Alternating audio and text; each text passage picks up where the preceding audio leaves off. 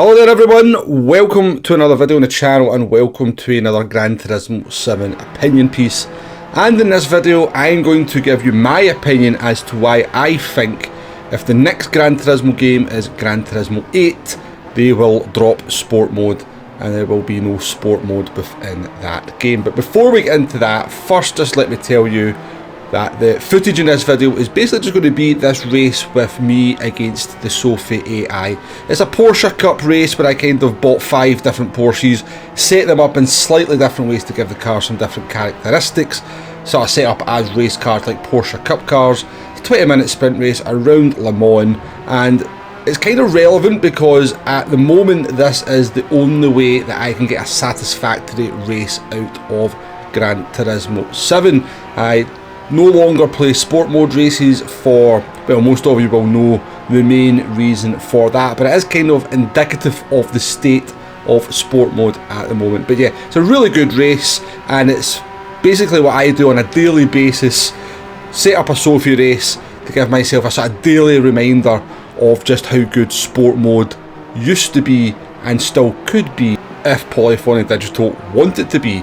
And I must stress that as we go through this video, I don't believe the game is the problem. I believe the problem for Gran Turismo Sport Mode or Gran Turismo 7 Sport Mode at the moment is very much in Polyphony Digital's hands. The game is more than capable of providing good daily races, good sport mode races, if they are correctly set up, and that is where the problem very much lies. So why do I think Polyphony Digital are going to drop sport mode in the next Gran Turismo game? If it's Gran Turismo 8, that is. Maybe there is plans for a Gran Turismo Sport 2, but we have no idea on that whatsoever. But if the next Gran Turismo game is Gran Turismo 8, why do I think they're going to drop sport mode? Well, we kind of have to go back all the way to the conception of sport mode, to be honest with you, to kind of get the answer on that. Now, I've not done a mass amount of research for this. I'm kind of remembering back how or what was getting said at the time, and there was definitely a rumour that went around about at the time that Gran Turismo Sport not being like a traditional Gran Turismo game, there was pressure from Sony on PD to make an esports racing title. Esports racing seemed to be on the rise at the moment, and Sony wanted to have basically some skin in the game, let's just say. And so they kind of asked PD to make Gran Turismo Sport, or to make like an online racing game, or a game that very much focused on online racing. And the rumours kind of go that, you know, Kaz wasn't particularly happy with that. He's not really about that's not his kind of direction of racing games, about the car culture, etc. But at the end of the day, the dollars come from Sony to PD. They kind of get their way, and so GT Sport was born. The marketing for it wasn't brilliant because a lot of people thought it was still going to be a kind of fairly traditional Gran Turismo game, but it was very much focused on online racing. And PD kind of struck gold at the time as well, because GT Sport, whilst it may have sort of alienated the traditional kind of Gran Turismo faithful or fan, it kind of found itself a whole new fan base, and Gran Turismo Sport was unbelievably popular from the day it kind of got released all the way up until Gran Turismo 7 released with its sports mode. There was still 70,000 people setting lap times in daily races, you know, 4 or 5 years after the game released. Now, I'm being a little bit loose with my numbers here because I can't remember the exact dates and everything when everything was released and came out, etc. But, you know, right up until Gran Turismo 7 came out, between 50 and 70,000 people were setting lap times. This is all checkable through Kudos Prime. We're still setting lap times in the time trial element of the daily races for GT Sport, and there was certainly plenty of people playing the game. They struck gold, and I don't think they realised just how much they had struck gold. And I think there was always almost like a resentment to sport mode from maybe the higher ups. Maybe we can't speak for everybody at the company, of course, but I certainly think Kaz had a little bit of a resentment for how popular the sport mode element of Gran Turismo Sport was.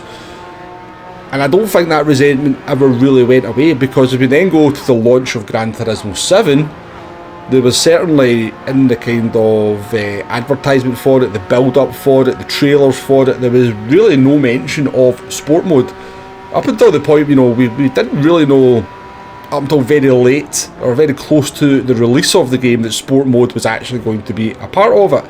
I do remember, I think, GT Planet doing a interview with Kaz where they did ask him about sport mode, and essentially the answer was, yeah, it'll just be the same as Gran Turismo Sport, which kind of should have rung the alarm bells at that point. Let's be honest. It was basically just going to be tagged in as part of the main game, and yeah, given how popular GT Sport was, you would like to think there may have been a little bit more thought went into it, a little bit more evolution, a little bit more kind of developing of the idea. But no, when Gran Turismo 7 released, sport mode actually wasn't even active. I think it was about 3 or 4 weeks into the game or after the game was released, that sport mode actually went active. And when it did go active, what was it like? Exactly like Gran Turismo Sport, and in some ways maybe even a little bit worse.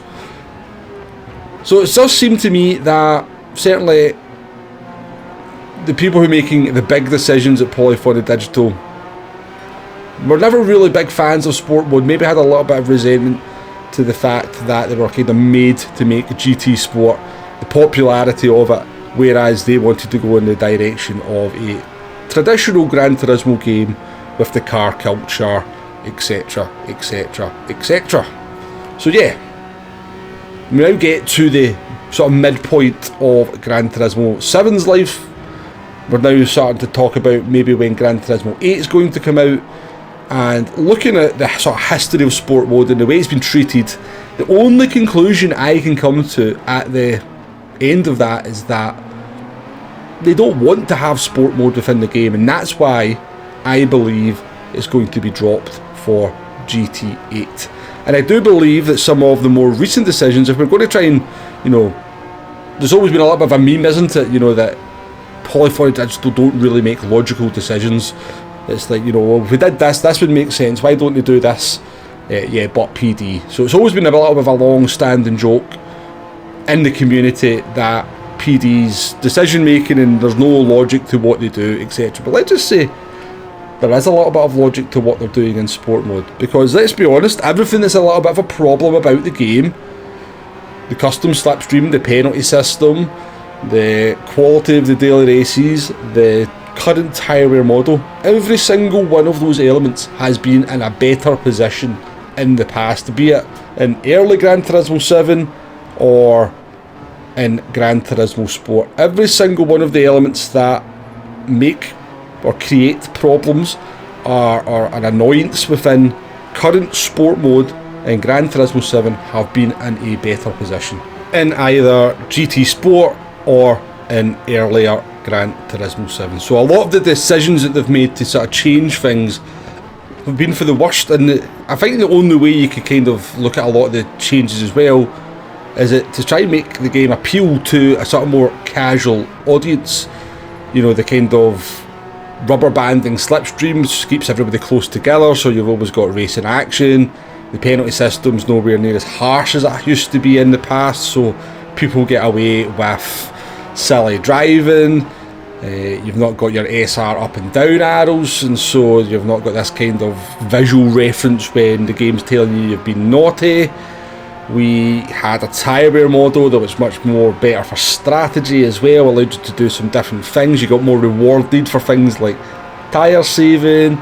We never really get any races where fuel becomes an issue. So yeah, every kind of decision that they've been making over about the last year and a half has certainly casualised the game and kind of turned off the sort of people who are looking for the more authentic and kind of simulation based racing. And whilst Gran Turismo could never really boast as being the most heavy kind of simulation game out there in comparison to your iRacing and currently like Le Mans Ultimate, it kind of struck this incredibly good balance of being simulation enough but being equally accessible with great graphics, a best-in-class matchmaking system. You could literally jump on 3 minutes before a daily race was due, jump in, your wheel worked, everything.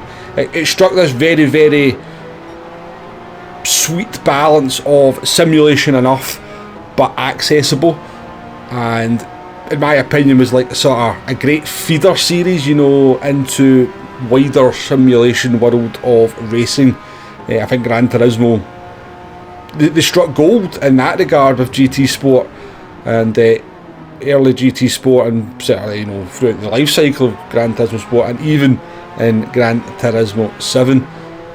One thing I've kind of noticed just recently playing a lot of Le Mans Ultimate, which I'm really enjoying at the moment, but I'm still playing some Gran Turismo as well, and it's interesting, you know, because the fundamentals are very much the same of driving the car, but Gran Turismo just allows you to, let's say, have you, it's much more forgiving.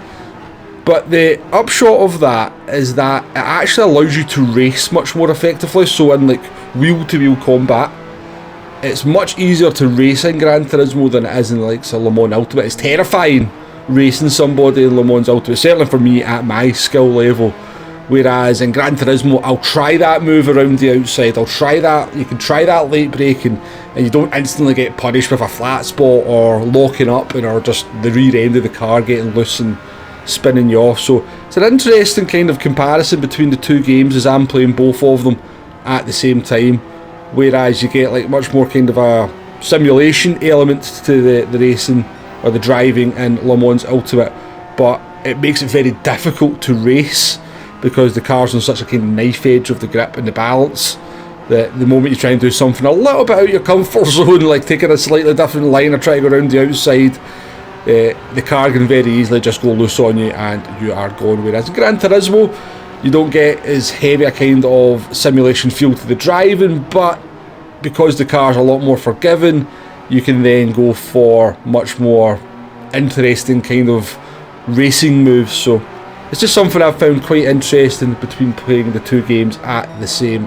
time. But yeah, as I said, I do believe that, you know, PD had this very nice balance, you know, great graphics, sound, well, we'll talk about the sound. That doesn't bother me, but a lot of people don't like it, which is fine. You had this kind of simulation enough, you know, so you had to drive the car properly. You were kind of rewarded for driving the car in a more sensible manner, but if you wanted to kind of rag the car around the track as well, the game didn't go, yep, sorry, cars can't do that, you're dead. So the racing could be really good. The slipstream, even on real, was always strong, but it wasn't bonkers like it is now, you know, so like if you got into a position 3-4 times behind another car, you could have maybe a little bit of a run, late braking move, then into turn 1 at Fuji. You had, as I said, you had the kind of the matchmaking, you know, skill-based matchmaking, the penalty system in the past, believe it or not, actually never perfect, but certainly more effective than it used to be. I mean, the penalty system's gone through about a million different iterations, but has to be said, a lot of people couldn't handle the harsh penalty system. You know, why am I getting a penalty for that? Well, because you hit the car in front of you, that's why you're getting a penalty for that. You know, you've bumped that car in the braking zone, that's why you've got that 1 second penalty. Stop hitting cars in braking zones, and you're like, but they never went off the track, it doesn't matter, you hit them, right? You know, you're not allowed to do that, it's not good for the car in front, you would get damage. Stop hitting cars in braking zones, you won't get 1 second penalties. But, you know, that was arguments I used to have with people in the past over the penalty system. So yeah, it got a lot of bad press, the penalty system, when it was really harsh, so it's just been rolled back to this kind of, now you need basically to hit somebody about 3 miles off the track before you get a penalty. But yeah, never perfect, but it certainly was better than it was now. So yeah, I think it's time to wrap this one up. So my belief is that the next Gran Turismo game, Gran Turismo 8, will not have sport mode. Now of course it'll still have some kind of multiplayer element to it, but I think it'll just be a kind of basic kind of quick race kind of option with, you know, yeah, I don't know what it'll be like, but it won't be kind of set up, you know, like sport mode is just now. There won't be like online championships, you know, we have the GTWS or the FIA in the past. I think all that will be gone. I just don't think they want the hassle of it anymore. I think, you know, they could easily appease the kind of people who are looking for a bit more of a simulation type title, a bit more of a sort of take it seriously kind of racing. I don't think they want to deal with that anymore. I think they just want to go back to appealing to the casual player, appealing to the car culture kind of player, appealing to the people who want to build cars, and the online racing will go to a very basic kind of quick race with like hoppers, I guess, kind of thing, you know, the way that Forza do some of their stuff in the past. That's just my thoughts. It's the only logical conclusion, or the only sort of rationale I can see for the direction that PD have taken the game over the last year. I mean, they cannot be oblivious to the discontent and the complaints from a lot of people now. You know, there's a lot of people making negative noises about the state of sport mode. You know, Tinsley's just put out a video the other day. Key's been getting on about it. Digit's not happy with it. People are playing other games. I'm putting out some videos out there. Other people are putting videos out there. They can't, if they've got, they must have somebody that's got their ear to the ground slightly about the way the community is viewing the game, and they cannot be oblivious to the negativity surrounding the current state of sport mode, and they look like they have no intention of changing things. I hope I'm wrong. I hope if you're watching this video on Sunday, when the races come out tomorrow and Monday, we're back to real slipstream, maybe a kind of proper kind of daily race that kind of has a little bit of authenticity to it. We never know. I do really hope I'm wrong. I hope I'm wrong about the fact that sport mode is not going to be a thing in the future as well, because as I said, the potential's there. The potential's there to just have something really, really good. It's never going to kind of match the kind of simulation of some of the other titles out there, but it doesn't have to. There's plenty of other titles doing that. Gran Turismo, as I said several times in this video, it's stuck such a sweet spot between simulation enough and fun. That's where it should be. That's where it should go back to be, rather than just, I hate to say it, but daily races, they feel certainly a lot more arcadey than they do sim at the moment. But I'll leave it to that. I'll let you watch the final lap of this race in case you've got any interest in how this one finishes. Oh look, a P1 might be on. We're up into P8 at the moment. But yeah, this is how I get my racing now. I set the races up as realistic as possible. Cockpit view, damage, real slipstream, race hold Sophy, set the boost to weak. I'm not trying to rag them, I'm not trying to win the race, because if I get into the lead, the rubber banding starts. So I've managed to kind of find a way to get a really good race out of Gran Turismo 7, but I've got to do the work, and let's be honest, it's 2025 and people don't want to do the work. They want things laid on their lap. Here's a great race. I want to press a button, enter, and the game do everything for me. It's not that unreasonable, to be honest with you. And stupidly, silly enough, that's the way Gran Turismo sport mode used to be. But yeah, I'll leave you with that. I spoke a lot. Thank you very much for listening. I'll catch you on the next one. Goodbye now.